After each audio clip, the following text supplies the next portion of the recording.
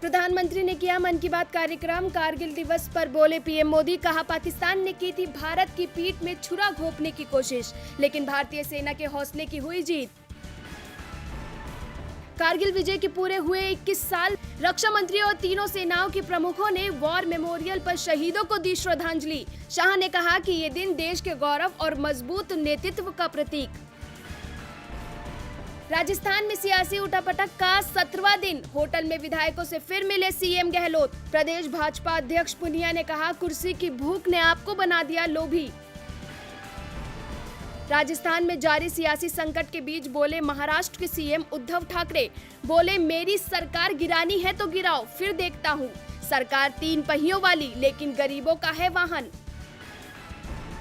राजस्थान में जारी राजनीतिक घमासान के बीच देश भर में कांग्रेस का प्रदर्शन।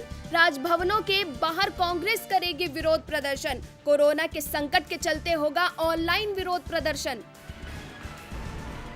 महाराष्ट्र में परीक्षा पर विवाद। बॉम्बे हाईकोर्ट में यूजीसी ने कहा, महाराष्ट्र सरकार रद्द नहीं कर सकती फाइनल एग्जाम्स, जल्द करवानी चाहिए परीक्षा।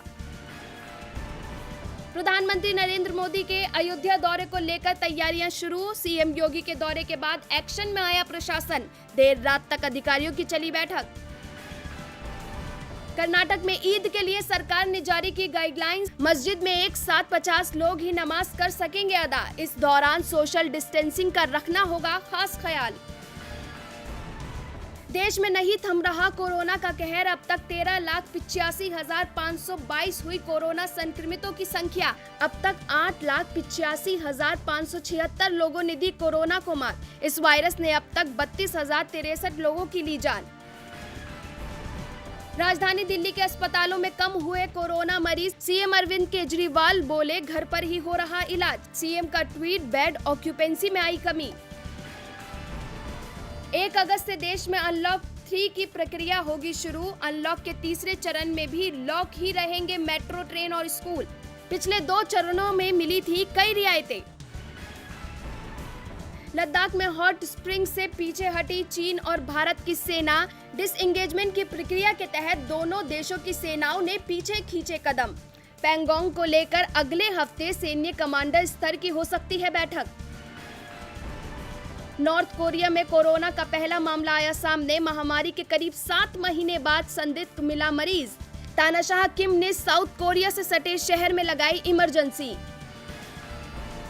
नेपाल में फिर मचा बवाल। चीफ जस्टिस के खिलाफ महाभियोग की मांग। सड़कों पर उतरे लोग। चीफ जस्टिस पर हत्या के दोषी डीआईजी की सजा माफ करने का है आरोप। जोनल रेलवे को भेजा गया आदेश। खर्च घटाने के लिए रेलवे ने बंद की अंग्रेजों की जमाने की डाक मैसेंजर सेवा। अब डिजिटल तरीके से भेजी जाएंगी फाइलें।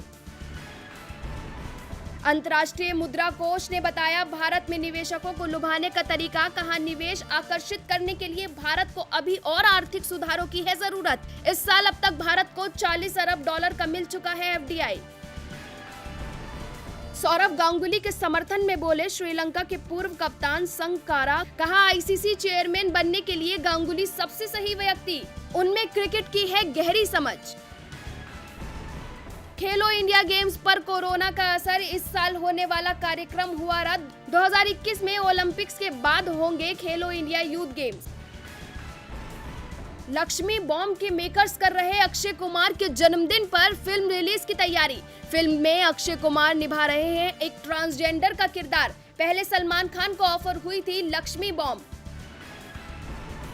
अच्छी फिल्में नहीं मिलने पर बोले AR रहमान, कोई गैंग है जो मेरे खिलाफ फैला रहा अफवाहें। सुशांत मामले के बाद हिंदी फिल्म इंडस्ट्री में तेज हुई नेपोटिज्म की आवाज।